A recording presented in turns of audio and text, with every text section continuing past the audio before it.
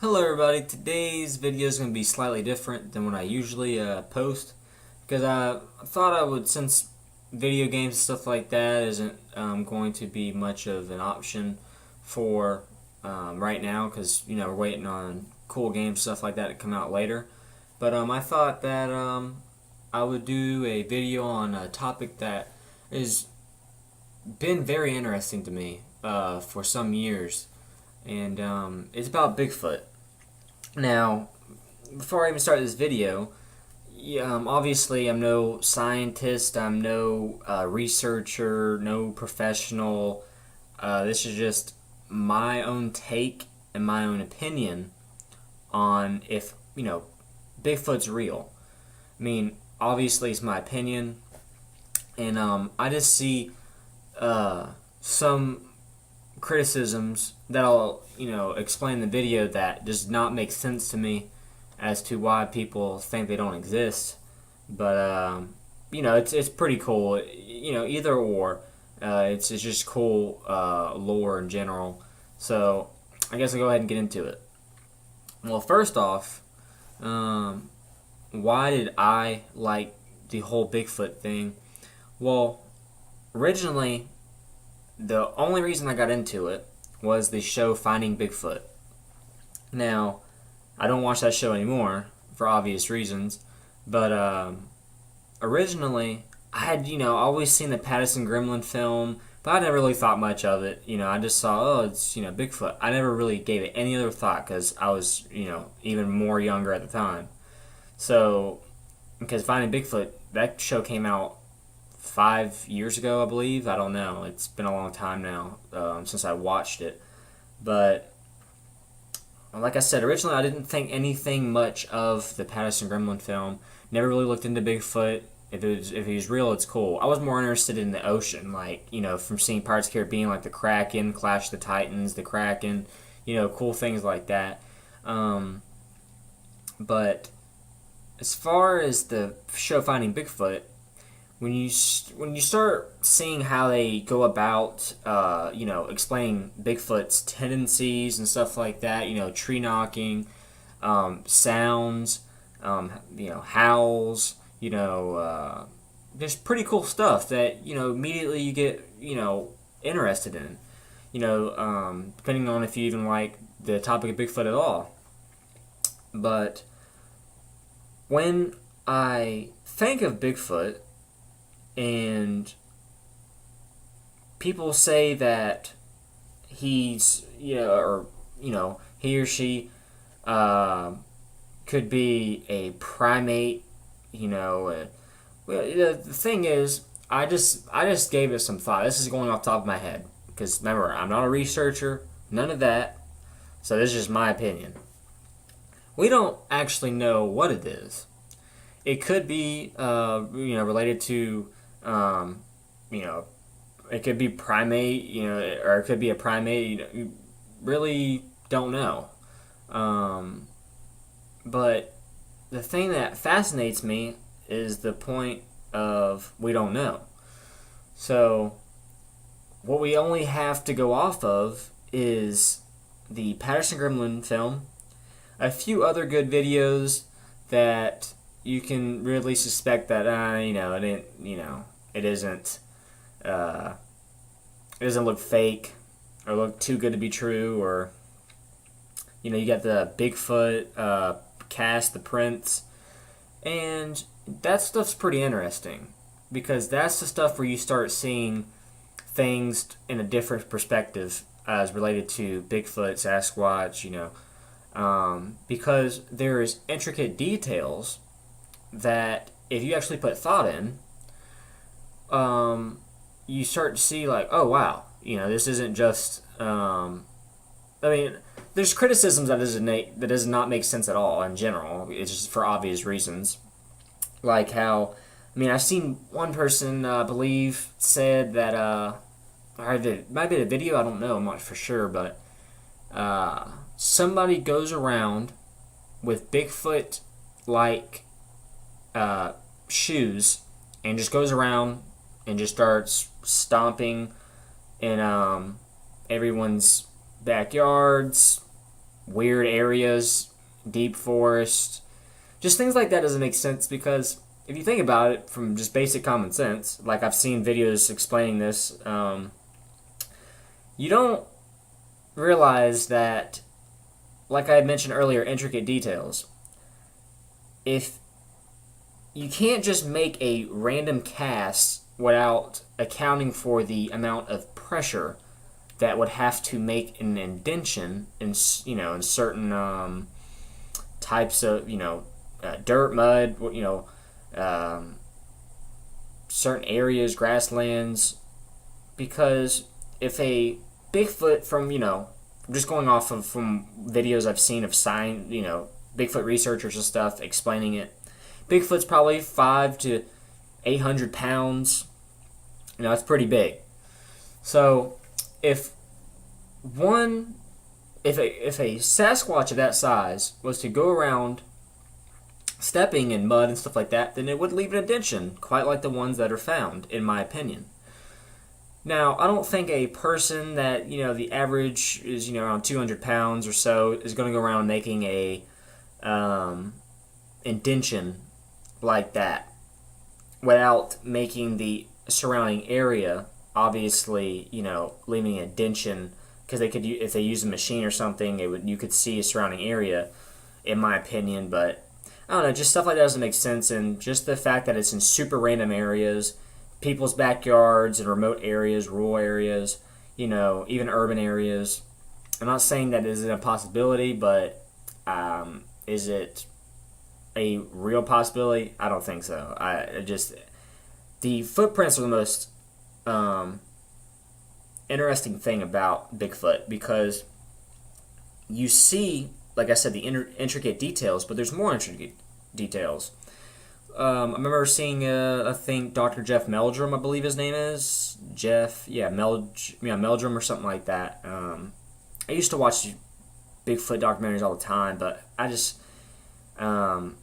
I watched so many before, it was so cool, but every now and then I'll look to see if, any cool new videos, but anyways, I think I watched a documentary where he explained about how the Bigfoot's prints, how it has, it has similarities, but to other Bigfoot prints, a cast, and it shows how, if someone were to, try and fake these prints, they went through an awful lot to try and make similarities to others across the country, across other, countries, and there is certain weird designs in the way the cast are. They're different in certain ways, and that's another thing that it's pretty cool to think about, is that it's not just a basic footprint where you can say, okay, come on now, that's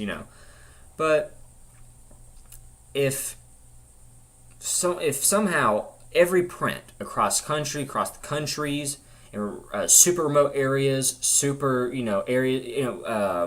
just extreme areas where you just wouldn't go, like maybe swamps, stuff like that. It's just, I think it's too good to be true that every one of those prints could be faked, but you never know. So, but as far as the prints go, that's one of the main sources of information that Bigfoot researchers and scientists can go off of, I guess. But other than that, we have to get into the Bigfoot films. I'm going to go through some of this stuff now and then the criticisms after. So with this comes great scrutiny as related to the Bigfoot related videos. So the Patterson Gremlin film, in my opinion, is the best film out there. Is there obviously some controversy around them? Yes. As I've only seen from documentaries, I didn't really look too far into it. But I remember watching I think Monster Quest or something like that, where they had an athlete try to mimic, and it was in like a cool laboratory or something like that. they tried to mimic the movements of that Patterson Gremlin film with a professional athlete. And this is just going off from my memory, and this was a few years ago. He cannot do those movements because they were so awkward yet so natural to the original, Bigfoot in the Patterson Gremlin film. And if you notice the Patterson Gremlin film, they said that I'll go ahead and say a criticism because it's related to this. You can't really escape it. Is that it's a person in a gorilla suit or costume. Now, for that time, you see a lot of the costumes and, just the materials they used. I don't think you cannot get nowhere close in that time period to those costumes. You can't. It looks so natural, and it looks better than the Planet of the Apes film. In 1968, I believe. It was, I think it was way before my time, but it was a good movie. But there's almost no comparison. If you look at the Patterson Gremlin film, you notice a huge bipedal creature walking so casually. And one of the things that like my member said, a lot of this stuff I'm even saying is mostly on these documentaries that millions of people have already watched. So unless you watched it, you probably already relating to some of this, remembering some of this. But it said how with primates, gorillas, monkeys, and basically when they turn, they don't just like how humans turn. When we turn, we don't have to move our neck. Like, you can just simply do it right now. Just look to your right, and you don't have to move your shoulder. But with, gorillas, monkeys, and stuff like that, they have a habit of turning their whole body in the way in which they look at in a certain direction. And if you look at that was picked up in the Patterson Gremlin film, which is pretty cool. I never knew that. So, I saw the documentary, and that was pretty cool. Because, I never really gave it much thought as, it could be a person in a costume, until you start looking at the time period. They would have to have significant, great artists, to even, just the costume. If it was a costume, they did a super good job. But, the way in which it walks is just so casual. The way in which it moves its legs, the muscle tone, it looks like, I don't know if it's breast, but apparently from some documentaries I've seen, is apparently a woman or a she Sasquatch. But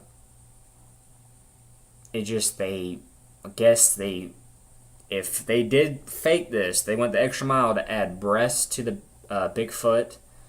But just the muscle tone you can see glaring off. Because I haven't seen the film in a while, but I remember it's like you see like the muscle tone like glaring with the sunlight from. The video's not the best, but you can kind of see, the huge muscle tone and just the size difference. I think Bobo from Finding Bigfoot did that same recreation, I believe, or I'm seeing some other video where somebody did a size comparison to that same area, and it just dwarfs.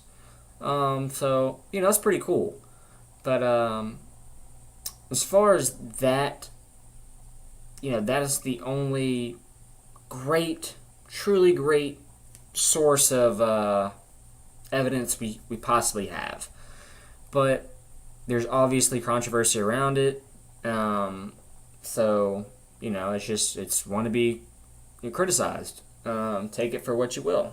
But as far as other videos, I think now, you have some good ones. And this is where I start to get into the criticisms, because it literally falls into that. As to why we don't have good evidence, we don't have good video, we don't have this and that. And there are good videos out now, and there is one where I saw where they're in a swamp in a canoe, and it shows a huge creature, I believe, smacking a fish against the bank or something. And this does not obviously look fake at all. And it just shows this massive creature walking through a steep swamp, alligator infested, obviously. And it's one of the new videos I saw. It was really cool but creepy, and it just casually walks through the swamp real fast and just huge. And that's freaky. And one thing I don't want to forget about is the howls and the knocks. The howls and the knocks are something that are very, very puzzling. There are obviously coyotes and a few other animals that can mimic sounds that are similar, but there are sounds that are captured in which they are clearly distinct and differentiate themselves from, coyotes and other animals.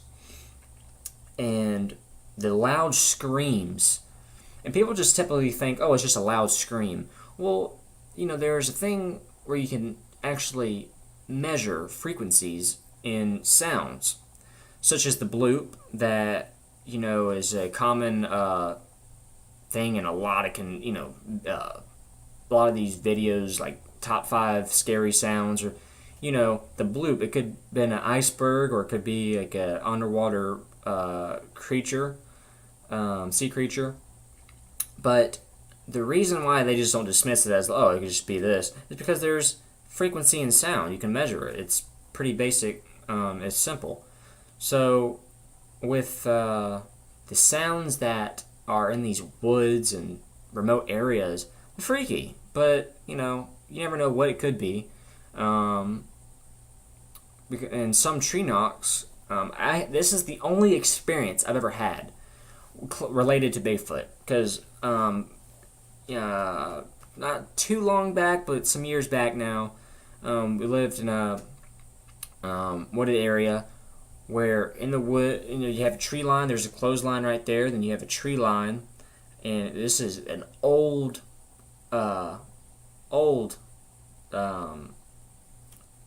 tree line. It hadn't been touched in so long, and that's where it cut off from just the regular, cause that's where the clothesline. That clothesline's old fashioned, and it was pure wood. But that's where it had cut off, and there was all the woods right there, and bamboo, big, huge bamboo trees, huge, just tons of them.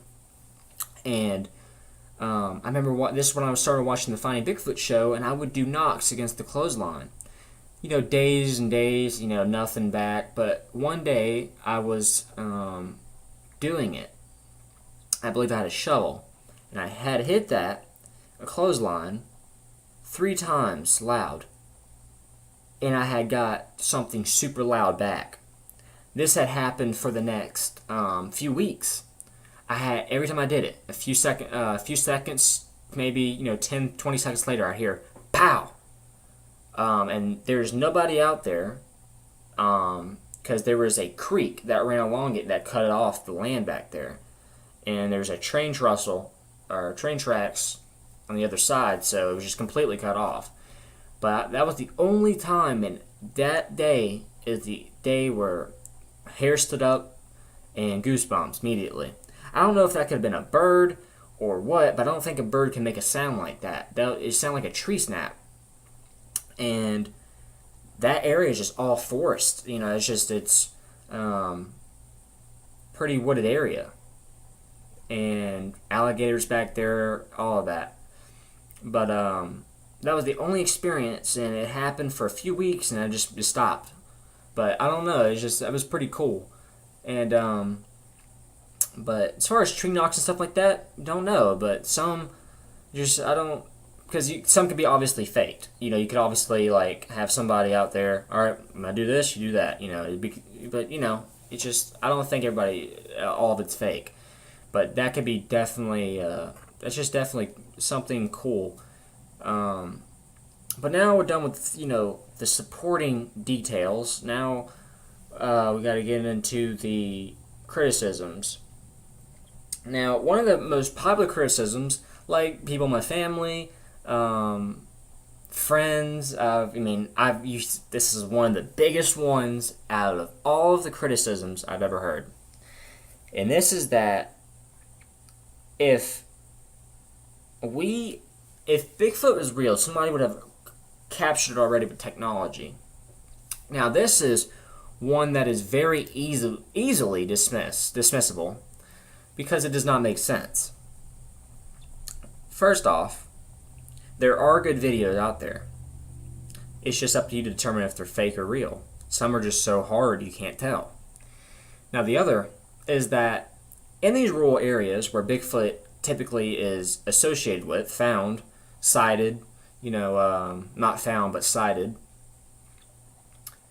you would have to associate rural areas, okay, as I grew up in, for a good part of, just for a good part of my life. There are still gas stations and stuff like that where it's, flip phones are still sold. And they still get sold. Do I use flip phone? No, I don't. But obviously they're outdated. The cameras on them are no comparison. Just in general, they're no comparison to the latest phones out now. Even from the last 5-6 years, there's no comparison, in my opinion. But it's obvious. And so in the city, you can typically understand that the latest phone is always going to be bought. Like you typically see a lot of people have the latest iPhone, the latest this, latest that, the highest resolution, 1080p, 720, HD, just great devices. Well, the problem with the two there, if you didn't catch that, is one is a rural area and one is an urban area. Now, the urban area, I don't think many people is going out there in deep forest, remote areas, dense populated, places with bears, alligators, coyotes, bobcats. There's obviously different types of bears, brown bears, grizzly bears, or black bears, and if I didn't say that. And people don't take account for that. They just say, we have the technology, go out in the woods, find it. No, there's other other factors. You just don't wander into a wooded area. If you grew up in country or, I've been raised around creeks where it's densely populated with alligators. And you see them. Right around the evening time, you see them starting to pop up, or you see a large group of bubbles. Small bubbles, usually crabs, but you can tell which are alligators or not. And you know the sounds they make, and stuff associated with that. But people just don't typically walk into forests with their newest $400 or $500 phone, $600 phone, and say, all right, I'm gonna go for Bigfoot. It's people that are out there regularly, or hunting, whatever, maybe searching for Bigfoot. They don't have the greatest technology, because maybe they're just not expecting to find a Bigfoot. Maybe they're just trying to use a phone, and it just so happens that in these remote areas, dense populated forests, a lot of creatures that you don't want to encounter, the Bigfoot pops up. Now, what do? Well, there's a few other things you have to take into account. If you see a 600 to 800 pound, described from similar reports to 7 to 10 feet tall, now some of that may be exaggerated out of what I'm about to say. Now, if you see something like that, and you don't know what it can do, you don't know truly what it looks like, some people say they look right at them, claws, sharp teeth. Now, I don't know about you, but if this is real, you would immediately have severe panic. Panic would set in. Because there's like videos now that people record them yards and yards and yards away, but they still panic. Now, if you realize that in that moment, if you imagine seeing something like that, you've never seen before, you don't know what it could do. This thing is 5 to 800 pounds, and you don't know what if it had claws. What if you actually got a good look at it? You don't know what to think. You're so scared. It's just in the moment. And that's why I think happened in some of these reports where people say 10 feet tall, 11 feet tall. I've even seen some with 13. People don't really know how big that is. Take out a tape measure, and see how big that is. Majority of people don't even know what 13, 11 foot tall even looks like. People think Big Show from WWE's big, and I got to see him in person when the first and only time I went to a WWE live event. That's a big man, and he's only 7 feet tall. Now they're saying 8 to 10. That's pretty big. So, that's just easily dismissible about people saying about quality and stuff like that, because people don't typically just go out there and force with the latest phone that that comes out every 6 months or so, and ready to record, looking for something. There's things you have to look out for. There is dangerous animals in these forests that unless you're out there regularly and you know what you're doing, and you don't just typically go out there and I'm gonna go look for a Bigfoot. But yeah, just the whole resolution thing, it doesn't really make sense. These are in very rural areas, and I'm not saying that this applies to everybody, but like I said, it's just not everybody's going out there with the latest new phones that come out time and time and time and time again. They're just going out there and doing hunting or whatever, just enjoying the woods. And I never thought that criticism always bothered me for some reason, and now I really fully explained it. It just doesn't make sense, because unless you were raised in rural areas and raised in urban areas, you would understand. But another criticism is that Bigfoot, how would he survive? Now this one is very, it really does hurt my thinking process, because I just don't understand how you can come to this, statement, conclusion. Well, first off, you don't know what Bigfoot is. Is he carnivorous? Or is he a carnivore? Is he omnivore? Herbivore? Could be both. Could be one. You don't know. Like I said, I'm already starting to, because it just doesn't make sense. It's already hurting my thinking. If Bigfoot was, and like I said earlier, think about all those animals, that I just named off. Creeks, swamps, alligators, bears, mountain lions. I forgot about that one, mountain lions. I don't think they're fun to run into. Bobcats, squirrels, rabbits, snakes, especially water moccasins. They're very common around creeks and swamps. Grass snakes, spiders, you have fish, you have shrimp, crabs,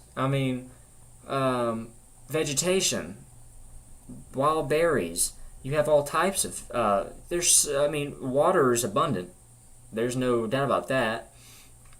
especially in a lot of those areas. And I mean, right there, I just that was it. Case closed. That's there's more than enough for a Bigfoot to survive on. Especially how long has Bigfoot been around? How long have they had to you know get accustomed to what's good for their diet? Nuts. You know. All tree nuts, stuff like that. There's so many different things. How powerful it is. You could catch an animal, you know, and do away with an animal. You never know. But that never really made sense at all. Like I said, unless you were, raised in, rural areas, and you just wouldn't really. I mean, you just know. It's really common sense. There's so much for a Bigfoot to strive on if he's real. Another criticism. Let's see.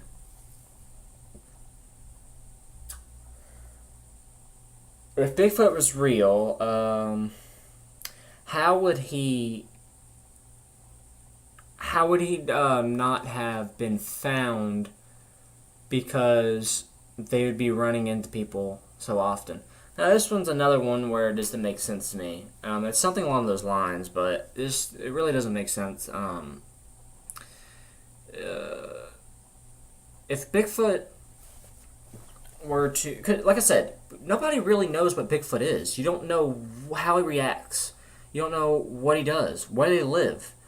Do they live in forest? Yeah, but what do? They live underground? Do they live in caves? Do they live in trees? Do they live in huts? I saw those tree tree forts that they say that Bigfoots make, but you don't know if those are man-made, or you don't know. But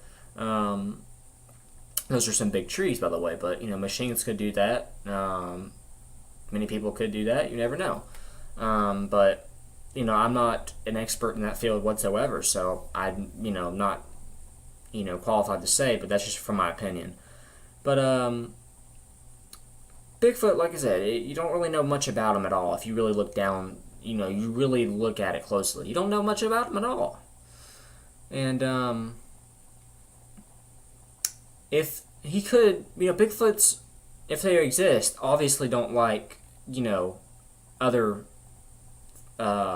humans. They don't, maybe too noisy. Cars, traffic, certain noises. Maybe seeing other people that are bipedal for the first time. You never know. You just things like that. You don't know. But yeah, it's just I